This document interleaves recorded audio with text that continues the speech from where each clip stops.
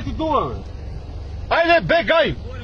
Абе, кај ти идеш бе таму горено? Ајде, дечки, у кола, ајде, не, без зборење. Викаш, ти на везето. А, ти си, командире, извини, не те видов дека си ти.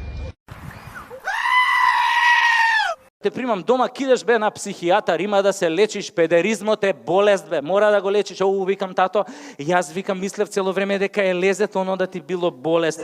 Али викам, добро тато, ако е цената таа што треба јас да ја платам за твојата љубов, нема проблем.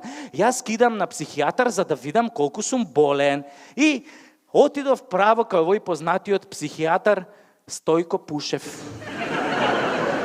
Он се прослави по тоа што излегуваше на телевизија и тврдеше дека хомосексуалноста е болест и дека може да ја лечи со ефикасен третман. Инаку тој Стојко Пушев е истиот оној тип кој што исто така се прослави на телевизија кога тврдеше дека Александар Македонски бил обрежан и кожичката од неговиот ценет кралски пенис дека е ставена во златно ковчеже, а ковчежето е закопано некаде во Македонија. Паско му шепнал. И уште кажа дека кој го најде кожичево, ке се стекнел со огромна моќ и бериќет. Тоа е исто као со крстот.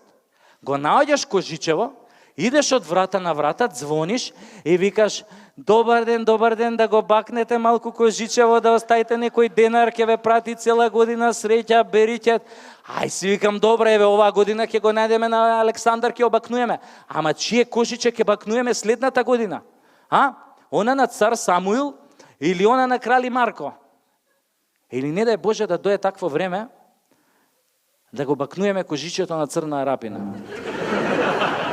Добро, не се отидов кај доктор Стојко Пушев, нели влагам внатре, му викам, добар ден докторе Пушев, јас сум педер. А он мене вика, хајде бе Кира да му го запоебам, па ти не си педер, ти си само малку настинат, тебе стручно кажано газот ти диши да му го запоебам.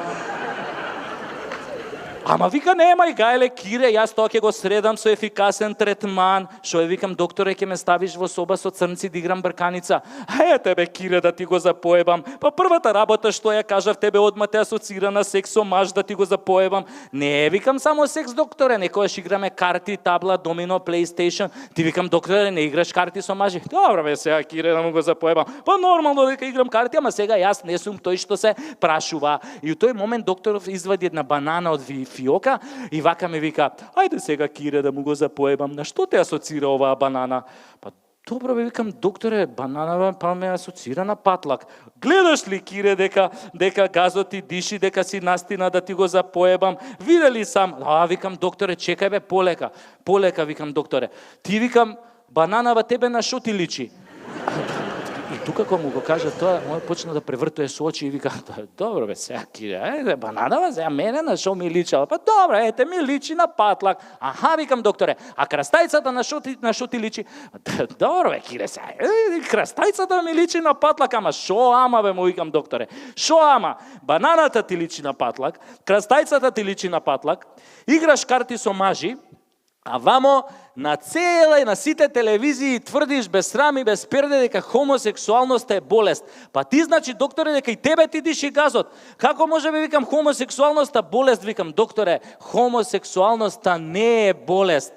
Викам, болест е, докторе. Сакаш да ти кажам, викам, што е болест? Кажи, вика, Кира, му го запоемам, кажи. Викам, болест е, докторе. Кога на оној што е на власт, сакаш да му се увлечеш у гзот со секондури и од тоа да правиш пари и кариера. Ете, тоа е, викам, докторе, болест. А што е хомосексуалноста, докторе, неам појма. Ама знам само една работа, дека со векови никој не успел да ја победи. И ако веќе никој не успел да ја победи, а не сакаме, нели, да и се придружиме, тогаш, докторе, дај, викам, барем да не ја мразиме. Кој сака да си биде педер, нека си биде без срам и без перде. А сега на коњи, брзајте вказ, оти ке треба да дадете газ. Ако ве сретне трубадур, фатете го сите за тра-ла-ла-ла-ла-ла-ла.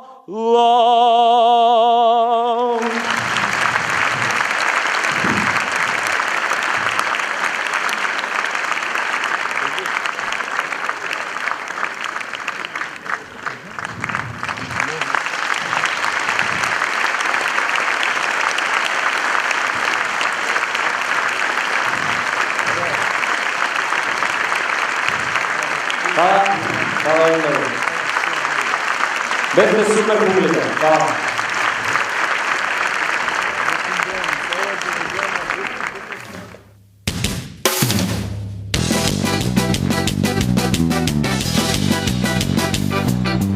Не знам колку од вас некој длабоко видел пред вистина, мишна система што велике биде лижавче, лижал во плетење исклучена е свеста, невеста ради реда по барови во темни места препоста.